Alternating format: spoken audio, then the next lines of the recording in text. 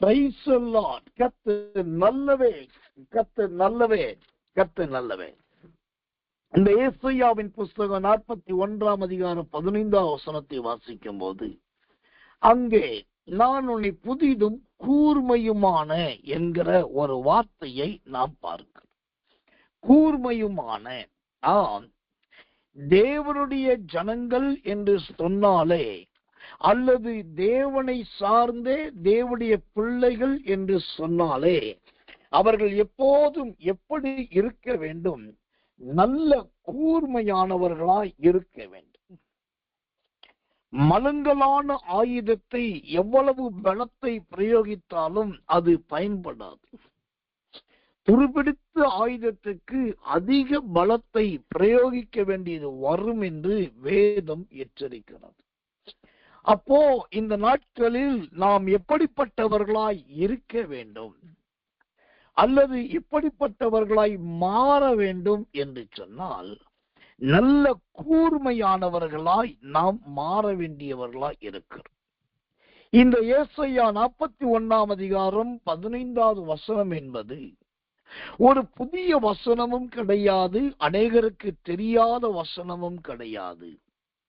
வேதத்தை குறித்து அதிகம் தெரியாதவர்கள் கூட ரொம்ப தெரிந்ததை போல பயன்படுத்துகிற வசனம் தான் இந்த ஏசாயா 41:15. ஆனால் அந்தோ பரிதாபம், அதில் ஒரு வேதனை என்னவென்றால், 10 1 11 அத்தோடு இது ஒன்று என்று சொல்லி அதை ஏதோ ஒரு ஆசீர்வாதத்துக்கு தூற்றுவதை போல வேகமாய் இந்த வசனத்தை சொல்லிட்டு போயிடுவாங்க.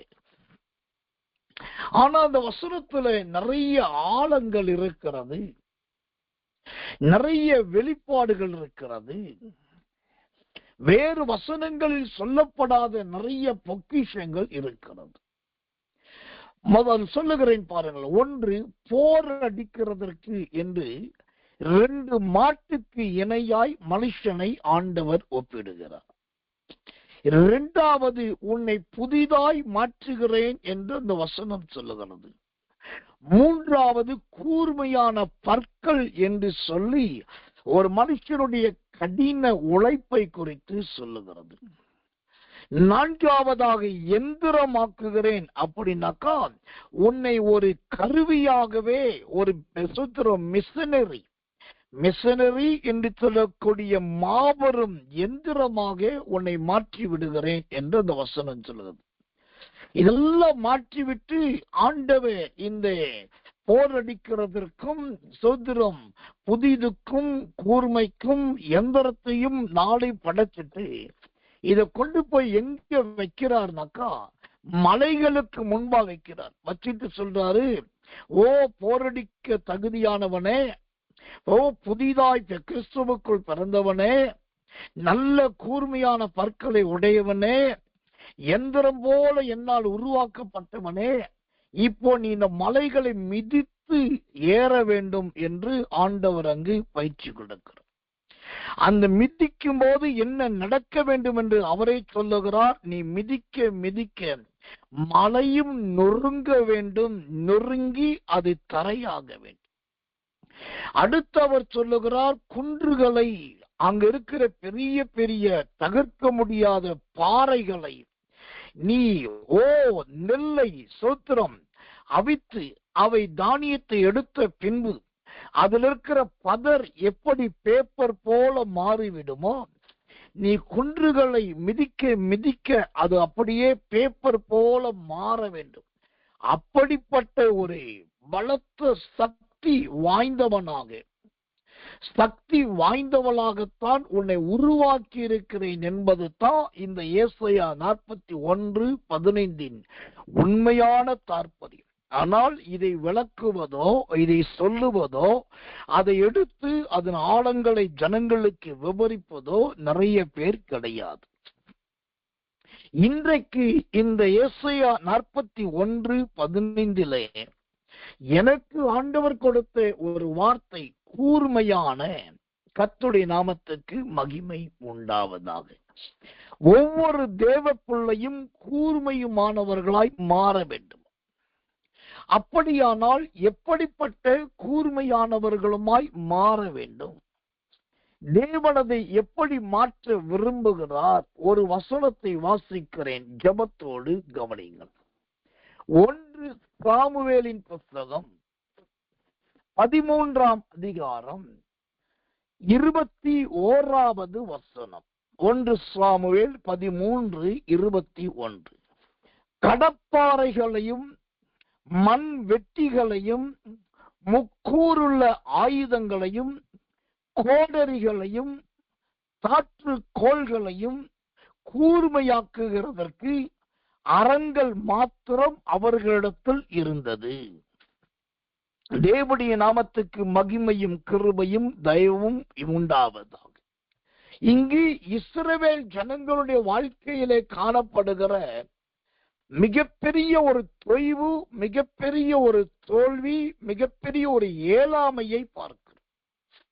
இந்த இஸ்ரவேலரை குறித்து சோத்திரம், கர்த்தர் நல்லவன், ஒரு தீர்க்கதரிசி, பிழையாம் தீர்க்கதரிசி சொல்லும்போது சொல்றான், இவர்கள் சிங்கத்துக்கு ஒப்பானவர்கள், இவர்களை எழுப்பத்தக்கவன் யார்? அவர்கள் பாய்ந்தால் படையும் தூளாகும் என்றெல்லாம் பயங்கரமாய் இஸ்ரவேலரை குறித்து மிரட்டும் வகையிலே வர்ணிக்கிறார். அப்படி சிங்கத்துக்கு ஒப்பாய் இருந்த இஸ்ரவேலர் இப்போ தங்க ஆயுதங்கள் எல்லாம் எப்படி இருக்கிறது? மழுங்கி போயிருக்கிறது. கூர் முனை ஒளிந்து போயிருக்கிறது. அதிலே நல்ல கூர்மை இல்லாததாய் இருக்கிறது. கர்த்தருடைய நாமத்துக்கு மகிமை கிருபை தயை உண்டாவதாக. அப்படியானால் இந்த கூர் முனையெல்லாம் சரி செய்யப்பட வேண்டும். அதுக்கு அவங்க என்ன செய்வார்களாம்? அந்த 20வது வசனம் சொல்லுவது, அவர்கள் பெலிஸ்தரினிடத்துக்கு போக வேண்டியதாய் இருந்தது. யார்? இஸ்ரவேல் ஜனங்கள் தங்கள் கோடாரிகள், கடப்பாறைகள், மண்வெட்டிகள், முக்கூறுள்ள ஆயுதங்கள், தாற்றுக்கோள்களை கூர்மையாக்க பெலிஸ்தரிடத்துக்கு போனார்கள். இன்றைக்கு இதுதான் ஆவிக்குரிய உலகத்தின் உண்மையான சத்தியம். என்னன்னா, ஒரு இடத்திலே சத்தியம் சத்தியமாய் போதிக்கப்படுகிறது, அவர்களுக்கு ஆழ்ந்த உபதேசம் கற்றுக் கொடுக்கப்படுகிறது, இதுதான் வழி, இப்படி நடவுங்கள் என்று சொல்லப்படுகிறது. ஆனால் அதை கேட்பதற்கு நிறைய பேருக்கு மனமில்லை, ஏற்றுக்கொள்வதற்கு விருப்பமில்லை. இது ஒரு உப்புச்சப்பு இல்லாத கூட்டம், ஏதோ ஒன்றை எடுத்து எப்படியோ பேசுகிறார்கள் என்று பழி சுமத்தி விட்டு இந்த தேவ உபதேசங்களை சத்தியத்தை விட்டு விலகிறார். அதனால அவங்களை தீட்டுவதற்கு ஆள் இல்லை, அவர்களை கூர்மைப்படுத்த ஆள் இல்லை, அவர்களை சரிப்படுத்த நல்ல கொல்லன்கள் இல்லை. ஒரு நேரம் வரும்போது அவங்களுக்கு எதிரான பயங்கர ஒரு போராட்டம், ஒரு பிரச்சனை வருது. ஒரு காற்று, சுனாமி காற்று எழும்பி அடிக்கிறது. அந்த நேரத்துலதான் இவங்க பாக்குறாங்க, ஐயோ முன்ன மாதிரி ஜெபிக்க முடியல, முன்ன மாதிரி பைபிள் வாசிக்க முடியல, முன்பு போல உபவாசம் இருக்க முடியல, முன்பு போல கண்ணீர் வடிக்க முடியல.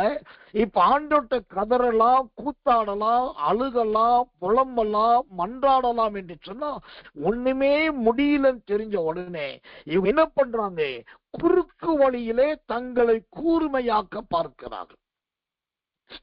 தங்களை குறுக்கு வழியிலே வெகு சுருக்கமான முறையிலே தங்களை அனலாக்கி கொள்ள வேண்டும், உயிர்ப்பித்துக் கொள்ள வேண்டும், ஆயுதங்களை மாற்றிக்கொள்ள வேண்டும் என்பதற்காக பெலிஸ்தர் என்று சொல்லக்கூடிய தனக்கு தேவன் கொடுக்காத ஊழியக்காரர்களிடத்திலும் தேவன் நியமிக்காத சபைகளிடத்திலும் ஆண்டவர் சொல்லாத ஐக்கியத்திலும் போய் எனக்காக ஜெபம் பண்ணுங்க, எனக்காக மன்றாடுங்க, நீங்க ஜெபம் பண்ணா எனக்கு ஒரு கிருபை கிடைக்கும், நீங்க ஜெபம் பண்ணா எனக்கு ஒரு வெளிப்பாடு கிடைக்கும், இனிமே நான் கர்த்தருக்காக மாற விரும்புகிறேன் என்று ஆண்டவரிடத்தில் கெஞ்ச வேண்டிய தேவ ஜனங்கள் ஏதோ ஊழியக்காரன் என்கிற மனுஷர்களிடத்தில் போய் கெஞ்சுகிறார். இதனுடைய உண்மையான விளக்கம் என்ன? அவர்கள் தங்கள் கூர்மையை இழந்து விட்டார்கள். அவர்கள் தங்களுடைய கூர்மை முனைகளை இழந்து விட்டார்கள். கடப்பாறையை குத்துனா மண்ணுக்குள்ள இறங்க மாட்டேங்குது. மண்வெட்டி எடுத்து வெட்டினா செடியெல்லாம் துண்டாக மாட்டேங்குது. முக்கூறுள்ள ஆயுதங்களை போட்டா கிணற்றுக்குள்ள இருக்கிற எல்லா மறைப்பொருட்களும் வெளியே வரணும், இப்ப எதுவுமே வெளியே வர மாட்டேங்குது. ஈட்டி எடுத்தாக்கா அது தூரமா போக மாட்டேங்குது. எல்லாமே பழமையாயிருக்கிறது. இதுதான் இன்றைக்கு நிறைய பெந்தெக்கோஸ்து அல்லது ஆவிக்குரிய நிலைமை. இன்றைக்கு தங்களுடைய ஆவிக்குரிய நிலைமைகள் பழமையாய் போயிருக்கிறது. இந்த செய்தியை கேட்கிற ஊழியக்காரரே, விசுவாசிகளே, சகோதரர்களே, சகோதரிகளே, உங்கள் ஆயுதங்கள், சர்வாயுத வர்க்கங்கள் எந்த அளவுக்கு கூர்மையாக்கப்பட்டதா இருக்கிறது என்பதை கொஞ்சம் நீங்கள் உங்கள் உரையை விட்டு எடுத்து பாருங்கள்.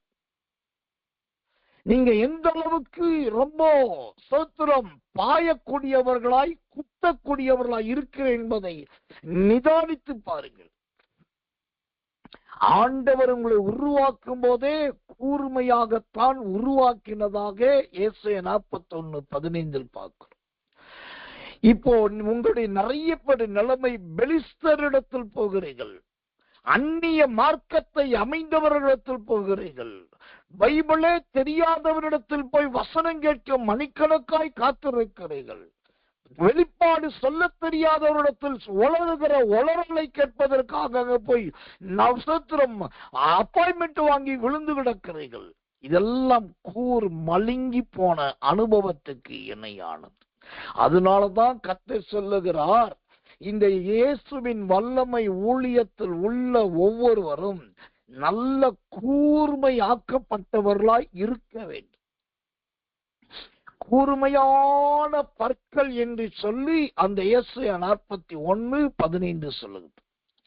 அந்த கூர்மையாக்கப்பட வேண்டுமானால் எப்படிப்பட்ட கூர்மை, எதெல்லாம் கூர்மையாக்கப்பட வேண்டும், அதைத்தான் இந்த 1 சாமுவேல் 13:21 சொல்லுகிறது. முதலாவது, கடப்பாறைகள் கூர்மையாக்கப்பட வேண்டும். கர்த்தருடைய நாமத்துக்கு மகிமை உண்டாவதாக. நல்ல கடப்பாறைகள், கர்த்தருடைய நாமம் மகிமைப்படுவதாக. இந்த கடப்பாறைகள் கூர்மையாக்கப்பட வேண்டியது கர்த்தர் விரும்புகிற ஒன்றாயிருக்கிறது. இந்த கடப்பாறை எதை குறிக்கிறது? 1 சாமுவேல் 13:20 வாசிச்சீங்கன்னா அங்கு வேதம் சொல்லுகிறது, இஸ்ரவேலர் யாவரும் அவரவர் தங்கள் கொழு விரும்புகளையும் தங்கள் மண் வெட்டிகளையும் தங்கள் கோடாரிகளையும் தங்கள் கடப்பாறைகளையும் தீட்டி கூர்மையாக்குகிறது. இந்த கடப்பாறை எப்படி கூர்மையாக்கப்பட வேண்டுமானால் நல்ல தீட்டி கூர்மையாக்கப்பட வேண்டுமாம். ஆமென். தேவனுடைய நாமத்துக்கு மகிமை உண்டாவதாக. அப்போ எனக்கன்பான தேவ பிள்ளைகளே, சோத்திரம், இந்த தீட்டப்படுகிற அனுபவம், சோத்திரம், தரையோடு தரையாய் வைத்து தேய்க்கப்படுகிற அனுபவம், இதெல்லாம் நம்முடைய வாழ்க்கையிலே கர்த்தர் நல்லவே உண்டாகும் போது தான் அது நல்ல பயன்படுத்தப்படக்கூடிய கடப்பாறையாக மாற முடியும்.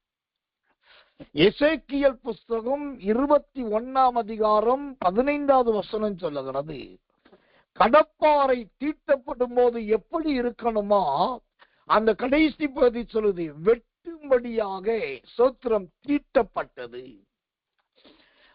சோத்திரம், அது நல்ல அது மின்னும்படியாக பதமிடப்பட்டது, வெட்டும்படியாக தீட்டி வைக்கப்பட்டது. எது? கடப்பாறை. நீங்க கூர்மையாக்கப்பட்டதுன்னா அதுல முதல் அடையாளம் என்ன? இந்த ஏசாயா 21:15 சொல்லுகிறது, அதை பார்த்தாலே அந்த கடப்பாறை நல்ல மின்னும். இரண்டாவது, பதமிடப்பட்டது. அந்த முனைய தொட்டு அப்படி பார்த்தா சொர சொர சொரன்னு இருக்கணும். ரொம்ப ஒரு மாதிரி இருக்கக்கூடாது. அதுல துருக்கள் காணப்படக்கூடாது. அது நல்ல மின்னும்படியாய் ஜொலிக்கிறதா இருக்க வேண்டும். நல்ல பதப்படுத்தப்பட்டதா இருக்க வேண்டும். மூன்றாவது, அந்த கடப்பாறை வெட்டக்கூடியதா இருக்கணும். போய் குத்து என்றால் குத்தி விட்டு வருவதல்ல, குத்தி வெட்டுவதாய் திரும்ப வேண்டும். இன்றைக்கு உங்களுடைய ஆவிக்குரிய ஜீவியம், உங்களுடைய அந்நிய பாஷை, உங்களுடைய வேதாகம அறிவு கடப்பாறைய போல குத்துவதா இருக்குதா இல்ல வெட்டுவதா இருக்குது? ஆனால் அந்த பரிதாபம் நிறைய பேருடைய இந்த அந்நிய பாஷை, வேத வாசிப்பு, அல்லது தேவனோடு வைக்கிற ஐக்கியம், இது எல்லாமே இன்றைக்கு கூர்மை ஆக்கப்படாமல் பார்ப்பதற்கு கடப்பாறையாய் அது எப்படி இருக்கும்? ஒரு இரும்பு துண்டு போல கிடக்கும், அல்லது கனமான கம்பி போல கிடக்கும். இன்றைக்கு உங்க வீட்டுக்கு நீங்க ஒரு இரும்பு துண்டுதான் சகோதரி. இன்றைக்கு உங்க சபைக்கு நீங்க ஒரு இரும்பு கம்பிதான் சகோதரரே. இரும்பு துண்டினாலும் இரும்பு கம்பியினாலும் ஒரு பயனும் கிடையாது. நல்ல பளபளக்கத்தக்கதாகவும் பதமிடப்படத்தக்கதாகவும் நல்ல சோத்திரம் வெட்டக்கூடிய கடப்பாறையாய் மாற வேண்டும். அப்ப ஏசாயா 41:15 படி நீங்கள் கூர்மையாக்கப்பட வேண்டுமானால் முதலாவது கடப்பாறையாய் மாறுங்கள். கடப்பாறையை போல கூர்மையாகுங்கள். தேவனுடைய நாமத்துக்கு மகிமை, கிருபை, தயை உண்டாவதாகும். இரண்டாவது, நாம் எதிலே எப்படி கடப்பாறைகள் சுத்துறோம், எதிலே எப்படி கூர்மையாக்கப்பட வேண்டும்? அந்த 1 சாமுவேல் 13:21 சொல்லுது. இரண்டாவதாக மண் வெட்டிகளையும் என்று பார்க்கிறோம். இந்த மண்வெட்டிகள் நல்ல கூர்மையாக்கப்பட வேண்டுமாம். தேவனுடைய நாமத்துக்கு மகிமையும் கிருபையும் தயவும் உண்டாவதாக. எனக்கன்பான தேவ பிள்ளைகளே, இந்த மண்வெட்டி என்பது என்ன? இந்த மண்வெட்டி என்பது எதை காண்பிக்கிறதா இருக்கிறது? கர்த்தருடைய வேதத்திலிருந்து ஒரு வசனத்தை உங்களுக்காக வாசிக்கிறேன். ஜெபத்தோடு கவனியுங்கள். யோவேல் தீர்க்கதரிசனத்தின் புஸ்தகம் 3ஆம் அதிகாரம் 10வது வசனம். யோவேல் 3:10. உங்கள் மண்வெட்டிகளை பட்டயங்களாகவும் உங்கள் அறிவாளிகளை ஈட்டிகளாகவும் அடியுங்கள். பலவீனனும் தன்னை பலவான் என்று சொல்வானாக. இந்த மண்வெட்டி என்பது எதை குறிக்கிறது? அடிக்கப்படுகிற ஆயுதத்தை குறிக்கிறது. மண்வெட்டி தயாரிப்பது என்பது இரும்பை உருக்குவதை போல் உருக்கினால் அல்ல, நல்ல ஒரு இரும்பை நெருப்பிலே போட்டு அது தகரமாக்க வேண்டும். தகரத்துக்கு இணையாய் அது வரும்போது அதை நல்ல சம்மட்டியை கொண்டு அடிக்க வேண்டும். அடிக்க அடிக்க அடிக்கதான் அது அப்படியே விரிவடையும், விஸ்தாரம் அடையும். மீண்டும் அடிக்க வேண்டும். மீண்டும் அடிக்கும் போது தான் அது நல்ல மண்வெட்டிகளாய் மாற்றப்பட வேண்டும். எனக்கன்பான தேவ பிள்ளைகளே, இன்றைக்கு இருக்கிற ஆவிக்குரிய உலகத்துல அடிப்பதை குறித்து பிரசங்கமோ அடிப்பட்டதை குறித்து வசனமோ ஜனங்களும் விரும்புவது கிடையாது. அதை பிரசங்கிக்க ஊழியக்காரர்களும் விரும்புவது கிடையாது. அதனாலதான் இன்றைக்கு ஒரு காலத்துல கர்த்தரிடத்தில் அடி வாங்கின ஜனங்கள் இன்றைக்கு கர்த்தரிடத்தில் அடி வாங்காமல் அந்நியர்களிடத்திலும் பரதேசிகளிடத்திலும் உலகத்தார்களிடத்திலும் உலக புத்தி வைக்கத்தில் இருக்கிற போய் அடி வாங்குகிறார்கள். நீங்க நல்ல மண்வெட்டியா மாறணும்னா கர்த்தர்ட்ட அடி வாங்குறவங்களா மாறணும். கர்த்தர்ட்ட அடி வாங்குறதுக்கும் உலகத்தாரிடத்தில் அடி வாங்குறதுக்கும் என்ன வித்தியாசம் என்று சொன்னால், அவர் அடிக்கிறவரும் காயம் கட்டுகிறவருமாய் இருக்கிறார். அவர் அடிக்கிறவரும் அணைக்கிறவருமாய் இருக்கிறார். அவர் அடிப்பார். மீண்டும் சீலை பிதுக்குவார், காயத்தை கட்டுவார், நொண்டியான ஆட்டை தூக்கி தோளில் போடுவார், மீண்டும் தடவி கொடுத்து அதை நடக்கவும் வைப்பார். இதுதான் கர்த்தர் அடிக்கிற அடி. அந்த உலகத்தார் அடிக்கிற அடி என்ன தெரியுமா? செய்வினை, மந்திரவாதம், மாந்திரிகம், விக்கிரக ஆராதனை, ஏவலாவி, இதெல்லாம் செய்து உங்களை படுக்க வைத்து விடுவார்கள். நீங்க செயல்படாமல் ஆக்கிவிடு. இதுதான் உலகத்தார் அடிக்கிற அடி. நேற்றைக்கு என்று நினைக்கிறேன், நேற்றைக்கோ நேற்று முன்தினமோ ஒரு தேவ செய்தியை உட்கார்ந்து படித்து கொண்டிருந்தேன். அந்த உட்கார்ந்து இந்த தேவ செய்தியை யாரோ எழுதி அனுப்பின ஒரு நல்ல ஒரு சத்தியம், அதை உட்கார்ந்து படிச்சுட்டு இருந்தேன்.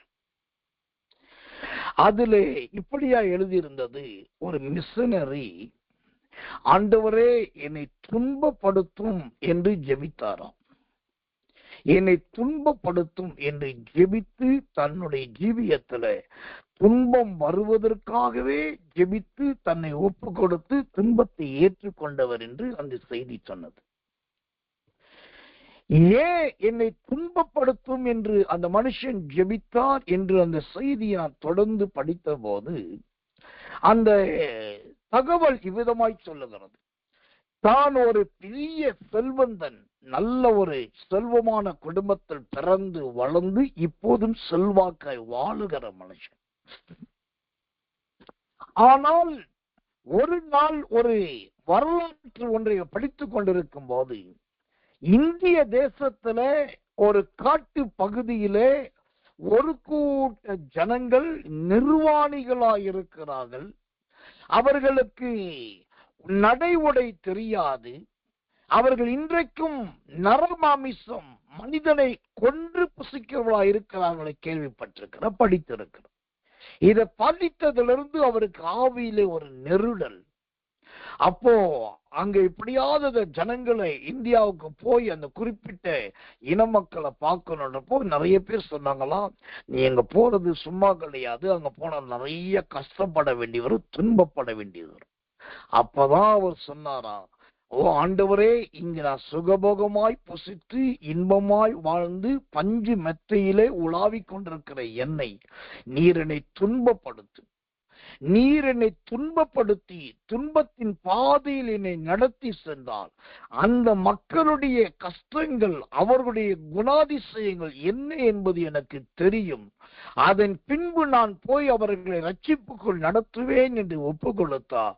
அவருடைய வாஞ்சியின்படியே கர்த்தர் மாற்றினார். பிற்காலத்தில் இந்திய தேசத்துக்கு கொண்டு வந்தார். அவர் மூலமாய் பல நூறு அல்ல பல ஆயிரம் பேர் ரட்சிக்கப்பட்டார்கள். இப்படிதான் ஒரு காலத்திலே மிஷனரிகளும் தேவ மனிதர்களும் கர்த்தர் சமூகத்திலே அடிக்கப்படுவதற்கு, மண்வெட்டி அடிக்கப்படுவதை போல ஜனங்களுக்காக, தேசத்துக்காக, ஆத்துமாவுக்காக தன்னை அடிக்கப்பட ஒப்பு கொடுத்தார்கள். இன்றைக்கு அடிக்கப்படுதல் என்பதே சாபமான வார்த்தையாய் மாறிவிட்டது.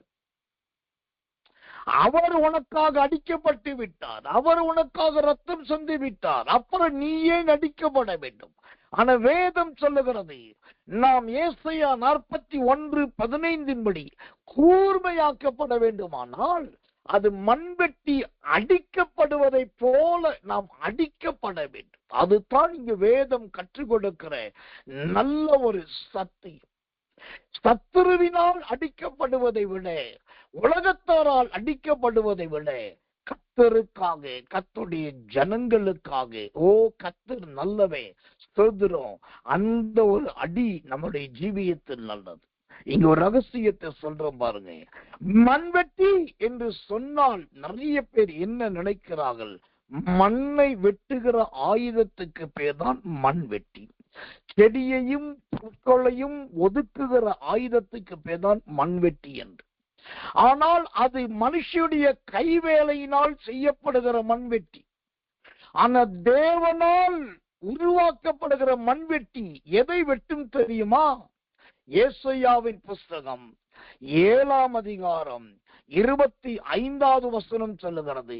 ஏசாயா 7:25, மண்வெட்டியால் கொத்தப்படுகிற மலைகள் உண்டே. கர்த்தர் நல்லவே, கர்த்தர் நல்லவே, கர்த்தர் நல்லவே. மண்வெட்டியால் கொத்தப்படுகிற மலைகள் உண்டே. ஓ, தேவனால் அடிக்கப்படுகிற, தேவனால் கூர்மையாக்கப்படுகிற மண்வெட்டிகள், அது போய் மண்ணையும் செடியையும் முள்ளையும் அல்ல, அது மலைகளையே கொத்தி பதம் எடுக்கும், மலைகளையே வெட்டி பதம் பார்க்கும், மலைகளையே பொலிவிழந்து போக பண்ணக்கூடியது.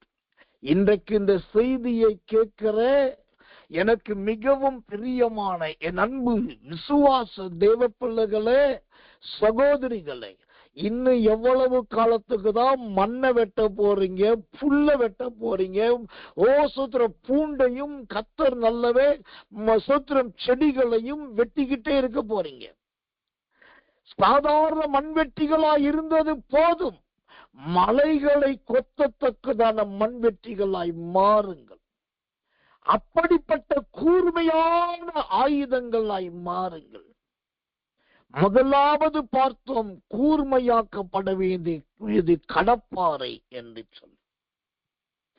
இரண்டாவது பார்த்தோம், இந்த கூர்மையாக்கப்பட வேண்டியது மண்வெட்டி என்று சொல்லி. இன்னும் ஒரு காரியத்தை சொல்லி உங்களுக்காக நான் ஜெபிக்க விரும்புகிறேன். கர்த்தருடைய வருகை தாமதித்தால் மாதத்தின் கடைசி நாளாகிய நாளைய தினத்திலே தொடர்ந்து இந்த செய்திகளை பார்க்க போகிறோம்.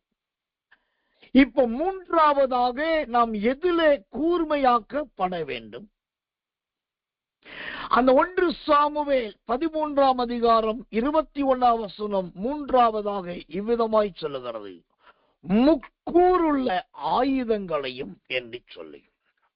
முக்கூறுள்ள ஆயுதங்களை, அது என்னையா ஆயுதங்களையே முக்கூறுள்ள ஆயுதங்கள்? ஓ கர்த்தர் நல்லவே, கர்த்தர் நல்லவே. இந்த முக்கூறுள்ள ஆயுதங்கள் என்பது எதை குறிக்கிறதா இருக்கிறது? இந்த முக்கூறு என்பது எதை வர்ணிக்கிறதும் காண்பிக்கிறதுமாய் இருக்கிறது? ஓ எனக்கன்பான தெய்வ பிள்ளைகளே, இந்த முக்கூறுள்ள ஆயுதம் என்பது 3 பகுதியிலே ரொம்ப கூர்மையானதாய் காணப்படக்கூடியது. ஒரு ஓங்கி ஒரு குத்துனாக்கா அது கர்த்தர் நல்லவர் முன்புறத்தில் இருக்கிறதையும் வலதுபுறத்தில் இருக்கிறதையும் முசத்திரம் இடதுபுறத்தில் இருக்கிறதையும் கொத்தி கொண்டு வரக்கூடியது. இந்த முக்கூறுள்ள ஆயுதங்கள் யார் பயன்படுத்தினார்கள், எங்கே பயன்படுத்தப்பட்டது என்று சொன்னால், சாமுவேல் தீர்க்கதரிசியின் நாட்களிலே ஏலி என்று சொல்லப்பட்ட ஒரு தேவனுடைய ஆசாரியன் இருந்தார். அந்த ஆசாரியனுடைய குமாரர்கள் 3 கூறுள்ள ஆயுதத்தை கொண்டு வந்து வேகிற கனிச்சட்டியிலே விடுவார்கள் என்று வேதம் சொல்கிறது. அந்த 3 கூறுள்ள அந்த ஆயுதம் கர்த்தர் நல்லவே. அதனால அவர்கள் என்ன செய்தார்கள்?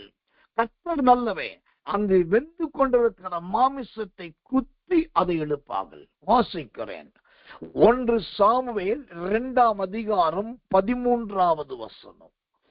அந்த ஆசாரியர்கள் ஜனங்களை நடப்பித்த விதம் என்னவென்றால், எவனாகிலும் ஒரு பலியை செலுத்தும் காலத்தில் இறைச்சி வேகும் போது ஆசாரியனுடைய வேலைக்காரன் 3 கூறுள்ள ஒரு ஆயுதத்தை தன் கையிலே பிடித்து வந்து அதை அப்படியே அந்த சோத்திர மாமிச பானையிலே செலுத்துவார்கள். அப்படி செலுத்தும் போது அந்த 14வது வசனம் 1 சாமுவேல் 2:14 சொல்கிறது, அதனாலே கொப்பரையினாலாவது பானையிலாவது சர்வத்திலாவது சட்டியிலாவது குத்துவார்கள். அந்த ஆயுதத்தில் வருகிறதை எல்லாம் ஆசாரியன் எடுத்துக் கொள்வான். அப்படி அங்கே சீலோவிலே வருகிற இஸ்ரவேலருக்கு எல்லாம் செய்தார்கள். இப்போ இந்த 3 கூறுள்ள ஆயுதம் எதை குறிக்கிறது? கர்த்தர் நல்லவர், பரிசுத்த கொலைச்சலை உண்டாக்கக்கூடியதை காண்பிக்கிறது. தேவ பயமற்ற ஜீவியத்தை காண்பிக்கிறது. இந்த ஆயுதத்துக்கு பேர் இந்த 1 சாமுவேல் 13:21 முக்கூறு என்று சொல்லப்படுது. ஆனால் அதே 1 சாமுவேல் 2ஆம் அதிகாரத்துல 3 கூறு என்று சொல்லப்படுது. இந்த முக்கூறு என்கிற 3 கூறிலே 3 கூர்மையான பகுதிகள் உண்டு. அந்த 3 பகுதிகள் எதை காண்பிக்கிறது பாருங்க.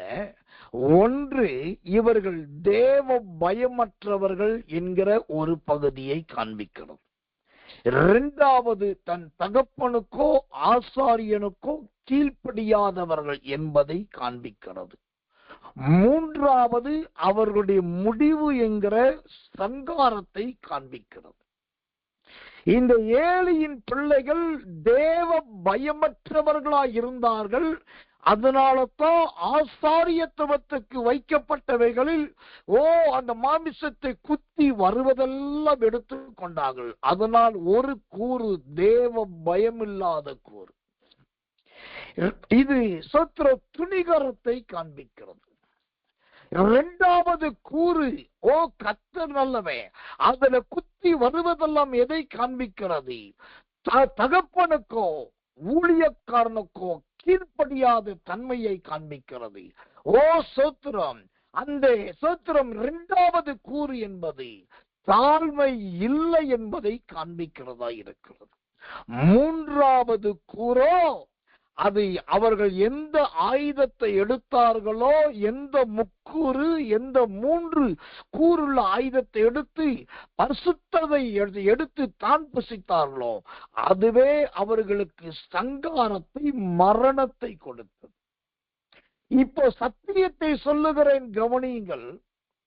இன்றைக்கு பல தேவ பிள்ளைகளுக்கு எதிராய் இந்த முக்கூறுள்ள ஆயுதங்கள் பலமாய் வருகிறது. தேவனுக்கு பயப்படாதவர்களும் தேவ பெயர்களை வைத்திருக்கிறார்கள். நல்லா கவனிக்கணும். பேரு கடவுளுடைய பெயரா இருக்கும். ஆனா நடக்கிறது எதுவுமே கடவுளை போல, சாமியை போல இல்லாம எல்லாமே விரோதமும் பயங்கரமாயிருக்கும். இவர்கள் தேவ பயமற்றவர்கள். கேட்டா என் பெயரே கடவுள் பெயர், சாமி பெயர், ஆண்டவர் பெயர், அதனால எனக்கு ஒண்ணு நடக்காது. துணிகரம். இரண்டாவது பார்த்தீங்கன்னா, இவர்கள் யாருக்கும் இணங்காதவர்கள், எதுக்கும் கீழ்ப்படியாதவர்கள், தாழ்மை என்பதின் நிழல் கூட அவர்களுக்கு தெரியாதவர்கள். ஆனால் அந்தோ பரிதாபம், இந்த முக்கூறு என்கிற 3 கூறில் மூன்றாவது ஒரு கூறு இருக்கிறது.